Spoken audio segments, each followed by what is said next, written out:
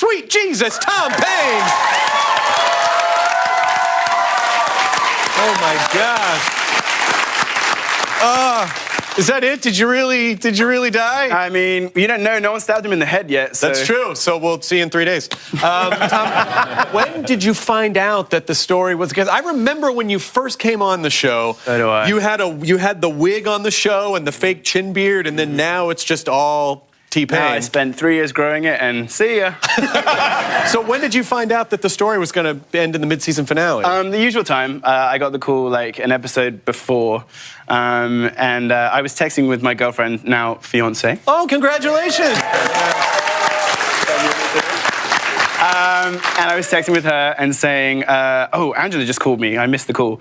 I was like, oh, maybe it's the call. And I called her back, and then I texted my fiance. I was like, it was the call. Oh, and no! That's the end. But it was kind of funny because I actually think that was the first time, correct me if I'm wrong, Robert, but I think that was the first time that Angela has made that phone call. I believe so, yeah. So she called me, and I think I was an easy one the first time, because she called me and she was like, I think this is going to happen. And I was like, all right, okay, cool. Yeah, she explained it to me, and I was like, oh, excellent, because if it's cool and it fits the story and it works, then I'm down with it. Yeah, just... You know, and that is a damn good attitude to have. That is a really nice attitude. Because, you know, listen, people, obviously, I'm sure people are going to be sad to see you go. Yeah, people love it is Jesus. Sad. Yeah. Ian M. on Facebook says, Tom, were you happy with the death they gave you at the hands of the Whisperers? Yeah, I was really happy, actually. First of all, because Jesus finally got to kick some ass, and he wasn't fighting someone who's on his side, like he did before.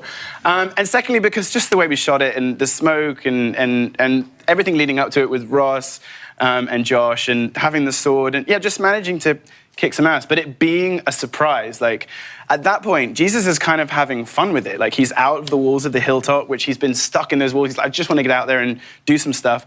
And he's like, hey, go over there and help them. I'm going to go and have some fun, basically. And he's out like, yeah, kill this. And he's showing off. Yeah. And then on the way back to the gate, he's like, and I'll just take this one out. And then he's dead. They duck now? They're ducking? They're ducking now. I love the introduction of that, because you've never seen a walker move like that in the show. Yeah. And it was just such a great introduction. And he went out the way he came in. Like, he introduced the Saviors, which was the last big group, and now he's introducing this new big group. And I think that's really cool, and I'm honored to have done that in the show. It was a very honorable, and from a story standpoint, you're absolutely right, because it was like a turning point in the plot.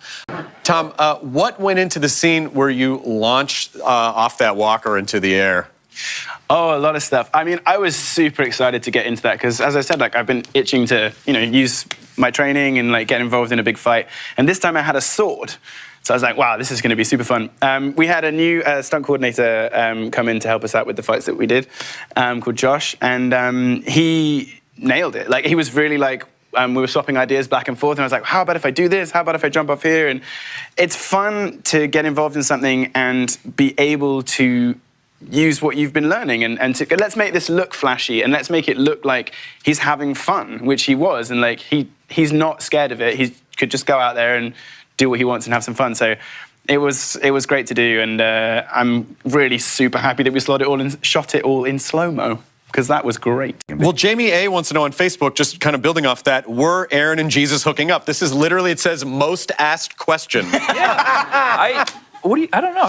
I mean, someone asked me that in an interview the other day, and I said, well, not at this point in time, but there has been a 6-year time jump. And so, yeah, I'm sure at some point or other, something happened. I mean, like, why not? I mean, he did tackle him off a horse. That was pretty romantic in my estimation.